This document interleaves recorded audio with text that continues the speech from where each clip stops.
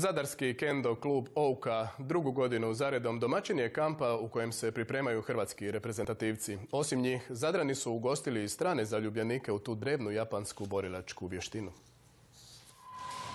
Da je kojim slučajem izveden izvornim oružjem japanskih boraca, ovaj bi potez usmrtio protivnika. Na sreću, moderni samuraji dobro su zaštićeni. Za borbu se koriste manje opasnim oružjem. Ovo je šinaj. To je zapravo mač od bambusovih pruća, pomoću kojeg se borimo. Zatim imam tarak.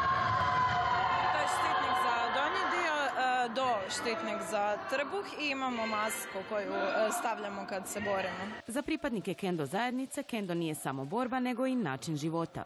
Sve to što usvojite kroz kendo, znači ta neka smirenost, opet borbenost, odlučnost, koncentracija, upornost, to se sve vidi kroz život i kroz druge stvari koje se rade. Mislim, od čitanja, pisanja, posla, odnosa prema svom životu. Možda je upravo zbog toga kendo sve popularniji sport. Možemo reći da je kendo popularan u Francuskoj. Njime se bavi između 5 i 6 tisuća ljudi, a svake godine sve ih je više.